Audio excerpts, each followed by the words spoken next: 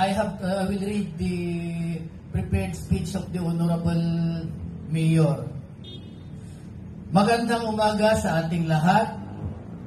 Today, we are not just running for exercise. We are running for something bigger, and we are running for peace. We are running for safety. We are running for the kind of future na gusto nating iwan sa ating mga anak.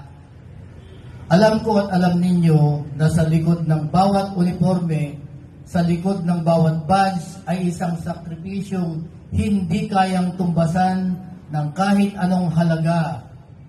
Hindi lang oras at pawis ang ibinubuhos ninyo, kundi pati buhay mismo.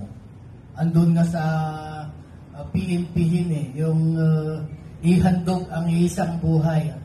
Wala ko sa speech ni Mayor yun. Hindi niya alam yung PNP. Kaya ang pagtakbong ito ay hindi ordinaryong sports o activity lamang. Ito ay simbolo ng ating misyon na hindi tayo titigil, hindi tayo hihinto hanggat hindi ligtas at payapa ang ating komunidad.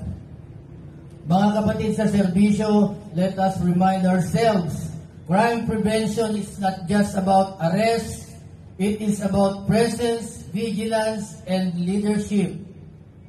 The people look at you not just as enforcers of the law, but as symbols of hope and order. Sa bawat kanto na tinatahak ninyo, sa bawat barangay na binabantayan ninyo, dala ninyo ang tiwala ng taong bayan. Kaya't ngayon, National Crime Prevention Week, let us run, be a reminder, peace and safety are not destinations, they are daily choices. Daily sacrifices also. At kayong lahat, lalo na kayong mga nasa uniforme, we should be reminded of our duty. Ngunit hindi rin kayo nag-iisa. Kasama po ninyo ang City Government of San Fernando.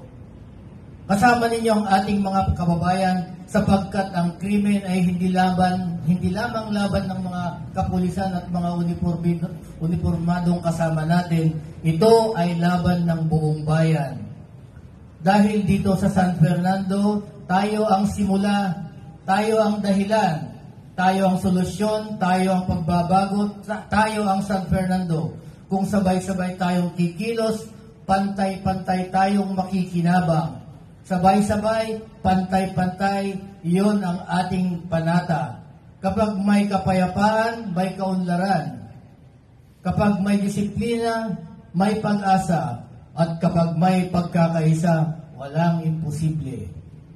To our police force and our uniformed service from the BFP, BGMP, and the entire Napolcom family, stand proud, run strong, and fight with courage, because every step you take is a step closer to a safer San Fernando and a safer Region 1 and to the entire country as a whole. Maraming salamat. Mabuhay sa ating kapulisan, mabuhay sa Napolcom, mabuhay sa buong City of San Fernando, the People's City. And once again, good morning to one and all.